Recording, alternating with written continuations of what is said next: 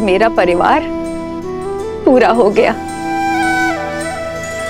राम, सीता, तुम दोनों अंधेरे जीवन में प्रकाश का दीप हो, दुखियारे जीवन में सुख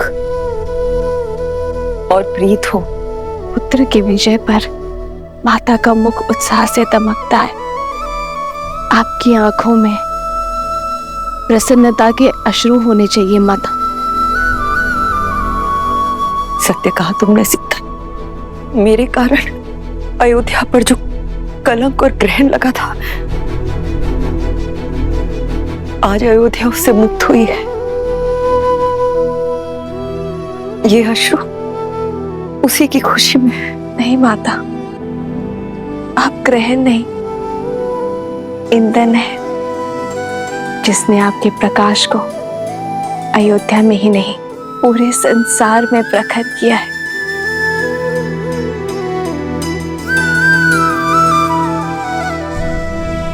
भरत भैया, सबके मन हल्के हो गए हैं। अब आप भी अपने मन का भार उतार दीजिए। नियति के लेख का दंश माता को मत दीजिए भैया, क्षमा कर दीजिए उन्हें।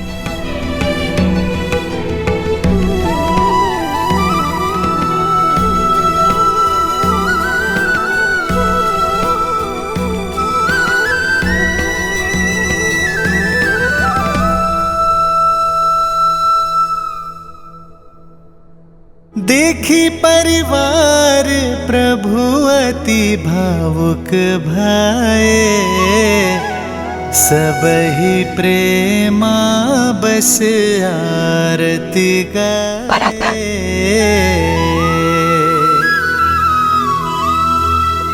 आगे सिया रामा सुख पाए, मनहु मोह माया मिटाए।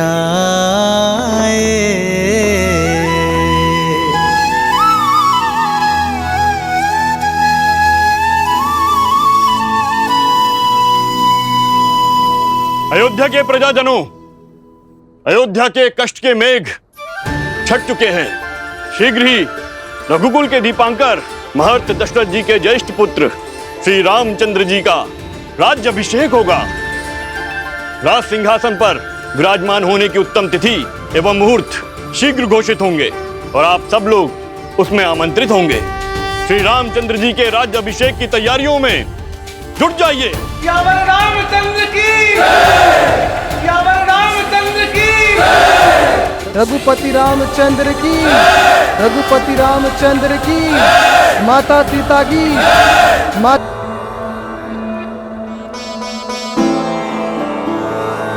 राम,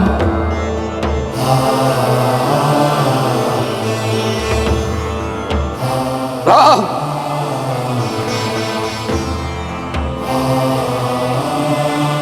भरत आपके लिए कुछ भेंट लाया पिताश्री। मेरे पुत्र में इतनी अद्भुत प्रतिभा है, आशा करता हूं बाण भी उतने ही वेग से चलाते होंगे।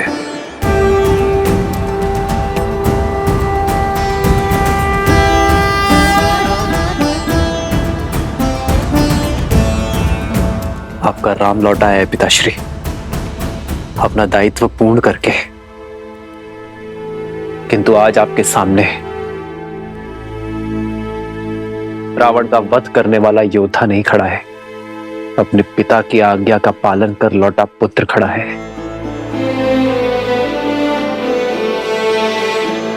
एक बार आपने कहा था कि पिता के आदेश केवल शब्द नहीं होते, वो कुल का आदर्श स्वप्न, यश, प्रतिष्ठा और सम्मान की धुरी होते हैं।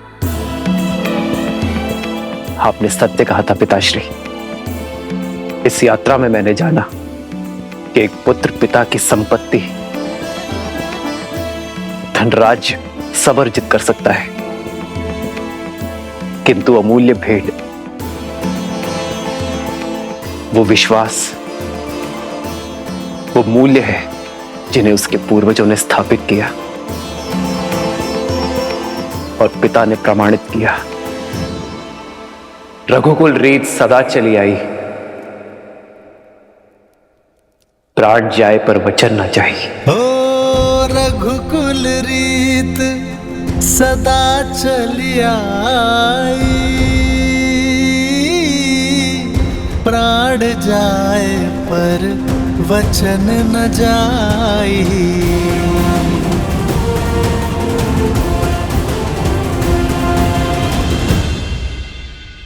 मित्र, इतना समय हम आपके साथ रहे, आप हमें जानते हैं और हम आपको। किष्किंधा वासियों के मन में इच्छा है कि हमें भी अयोध्या देखने का, जानने का सौभाग्य मिले। हाँ प्रभु, हम सबने अयोध्या के बारे में बहुत सुना है और अब प्रभु जानना चाहते हैं। अवश्य हनुमान, कुछ क्षण आप सभी विश्राम कर लीजिए। मैं स्वयं आप दोनों को अयोध्या भ्रमण के लिए ले जाऊंगा। 14 वर्ष बीत गए, मैंने अपने राज्य का भ्रमण, अपने अयोध्या के दर्शन नहीं किए। महर्षि मुग्दल के स्वागत के साथ अयोध्या भ्रमण भी हो जाएगा। दीदी,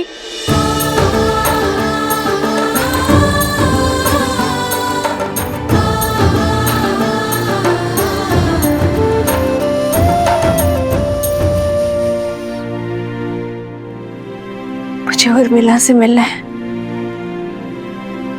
कैसी है वो? कहाँ है वो? वो तो अब तक सोई हुई है, वर्षों से आंख नहीं खोली। अपने पति को दिए हुए वचन का पालन कर रही है।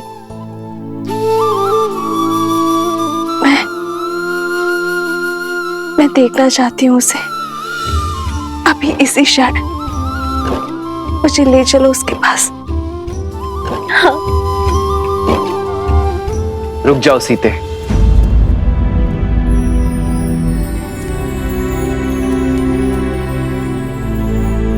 उर्मिला का प्रण पूरा होना अभी शेष है सीते। उर्मिला अपनी निद्रा केवल लक्ष्मण की उपस्थिति में ही तोड़ सकती है।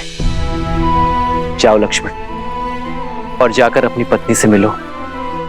तुम्हारे और उर्मिला के सम्मिलित प्रण के कारण ही मेरा और सीता का प्रण पूरा हो पाया है।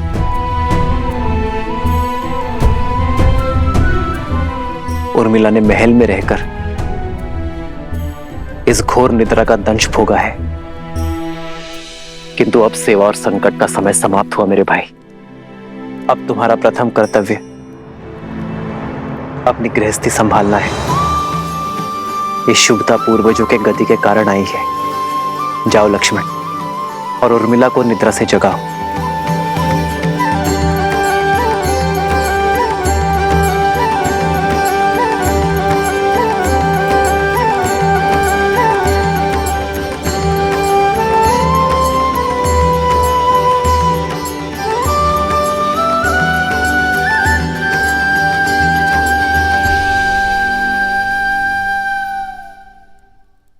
चौदह वर्ष तक मैं आपकी नींद लेती रहूंगी, ताकि आप 14 वर्ष तक बिना सोए अपना धर्म निभा सके।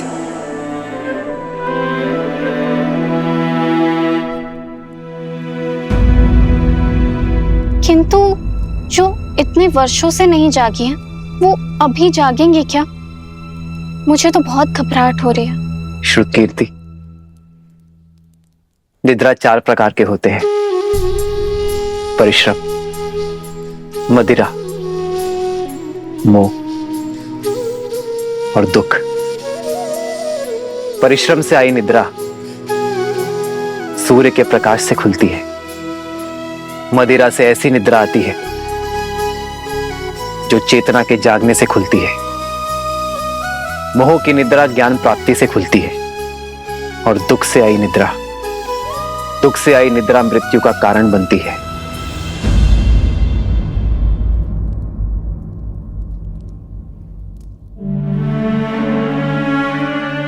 जहां पर भी रहो आर्य, मेरा मन सदैव आपके पास ही रहेगा। मेरी केवल एक ही इच्छा है आर्य, कि मैं जब भी अपनी आंखें खोलूं केवल आपको देखूं।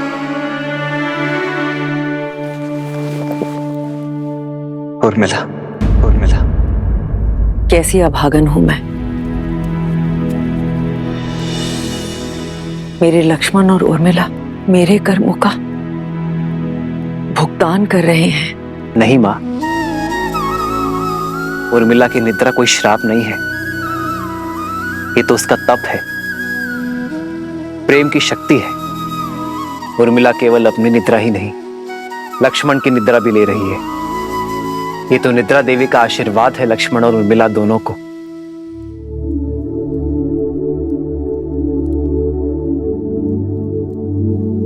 देखिएगा माँ, लक्ष्मण के बुलाते ही उर्मिला अपनी निद्रा से जाग जाएगी। उठो उर्मिला, उठो उर्मिला, आंखें खोलो देखो, आंखें खोलो देखो, मैं आया हूं, मैं आया हूं।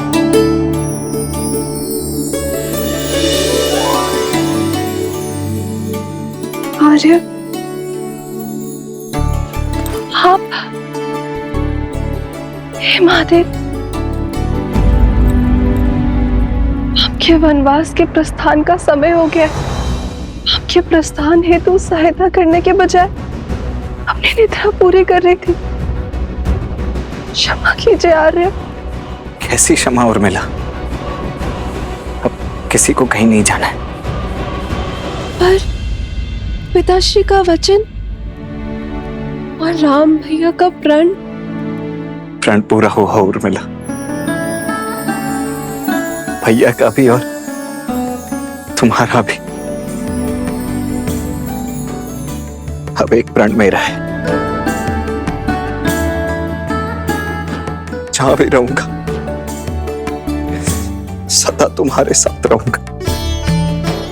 तुम्हारे प्रेम के सबल ने मुझे बहुत बल दिया है उर्मिला, इसके लिए बहुत बहुत धन्यवाद, कोटि कोटि धन्यवाद। क्या आप सच में 14 वर्ष तक अपलक जिए, बिना निद्रा के निकाल लिए? तुमने भी तो यहाँ 14 वर्षों तक बिना भोजन के बिताए हैं उर्मिला। तुम्हारी निद्रा ने मेरी थकान को हर लिया और मेरे भोजन ने तुम्हारे शरीर को पोषण दिया। दाम्पत्य जीवन का ये आदर्श, यही तो भैया ने हमारे माध्यम से संपूर्ण संसार को दिया है, कि पति पत्नी दोनों एक दूसरे के पूरक होते हैं, जीवन के भी, प्राणों के भी और समर्पण के भी। और तुम्हारे समर्पण का तो कोई मूल्य ही नहीं है उर्मिला।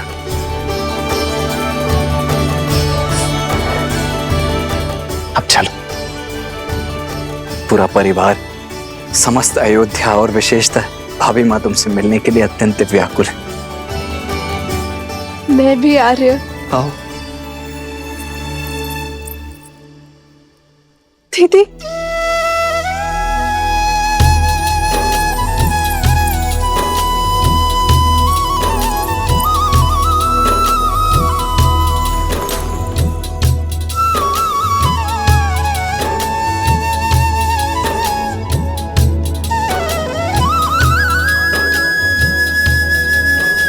बालपन से लेकर आज तक मेरे हर निर्णय, हर कार्य में साथ दिया है तुमने। और आप मेरे और मेरे पति के लिए, इस रघुवंश के लिए लक्ष्मण भैया को हमारे साथ भेजा। एकांत का दंश भी झेल लिया तुमने।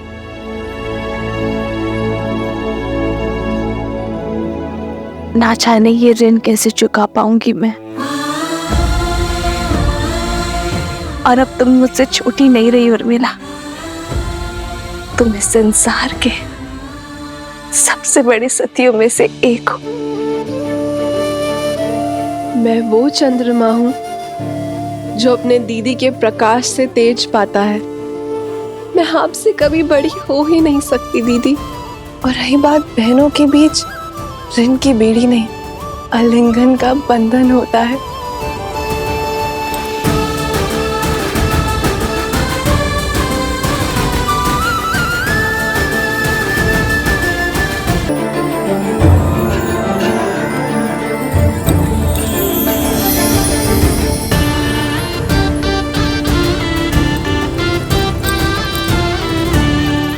बहुत प्यारा लग रहा है। ये कैसा है दीदी? अरे तुम सब यूं ही अब तक बातें कर रही हो? ऋषि मुद्गल के स्वागत की तैयारियां करनी है, वो आते ही होंगे। जी माता, वर्षों बाद बहनों से मिली तो कुछ स्मरण नहीं आया। मैं समझ सकती, जो पीड़ा तुम सबने भोगी है वो मेरे कारण ही तो है।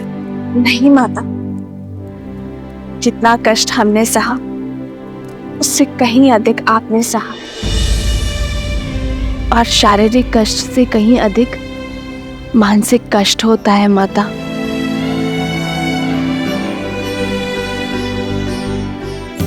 धन्यवाद मेरी पुत्री,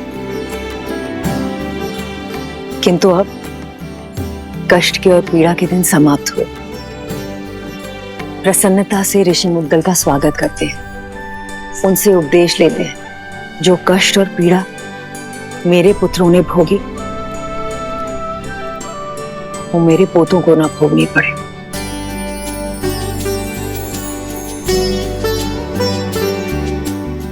और अब तो केवल इसी समाचार की प्रतीक्षा है कि कब मुझे ये बताया जाए कि मैं मां से दादी बनने वाली।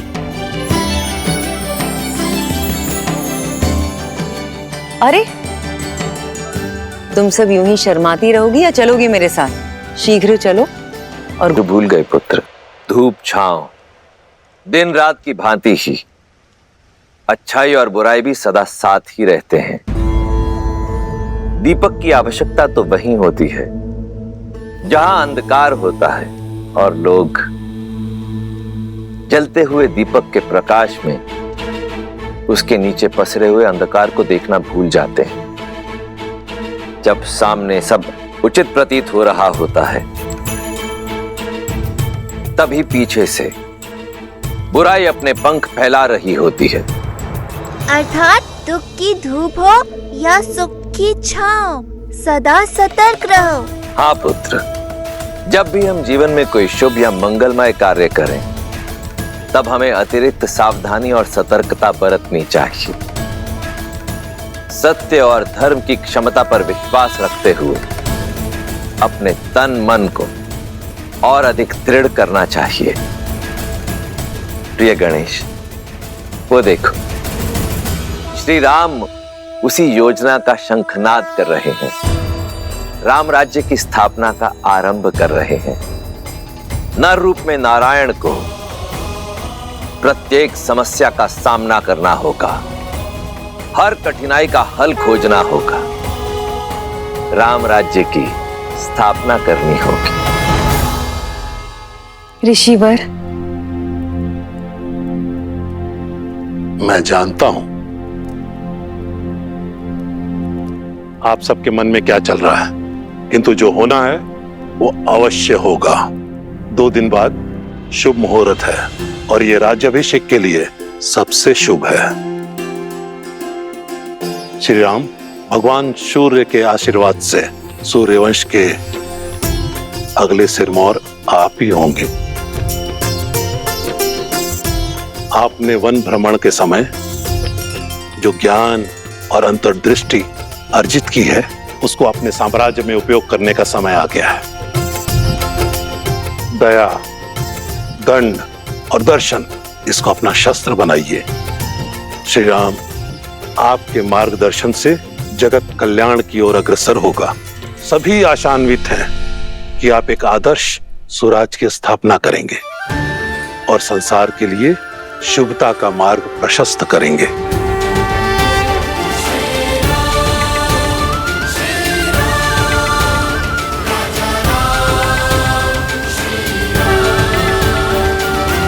मेरा परिवार पूरा हो गया। राम, सीता, तुम दोनों अंधेरे जीवन में प्रकाश का दीप हो, दुखियारे जीवन में सुख और प्रीत हो। पुत्र की विजय पर माता का मुख उत्साह से दमकता है। आपकी आंखों में प्रसन्नता के अश्रु होने चाहिए माता। सत्य कहा तुमने सीता। मेरे कारण अयोध्या पर जो कलंक और ग्रहण लगा था, आज अयोध्या उससे मुक्त हुई है। ये अश्रु उसी की खुशी में। नहीं माता, आप ग्रहण नहीं, ईंधन है जिसने आपके प्रकाश को अयोध्या में ही नहीं पूरे संसार में प्रखर किया है।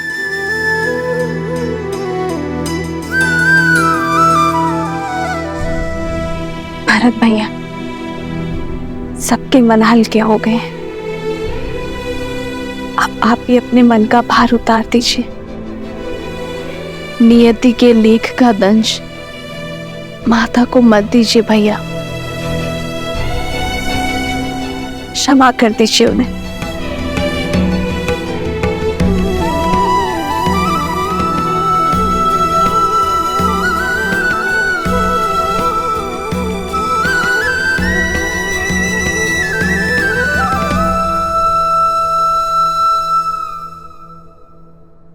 देखी परिवार प्रभु अति भावुक भाए, सब ही प्रेमा बस आरती गाए। ये राज्याभिषेक के लिए सबसे शुभ है। सभी आशान्वित हैं कि आप एक आदर्श स्वराज्य की स्थापना करेंगे और संसार के लिए शुभता का मार्ग प्रशस्त मुहूर्त है। और ये राज्याभिषेक के लिए सबसे शुभ है।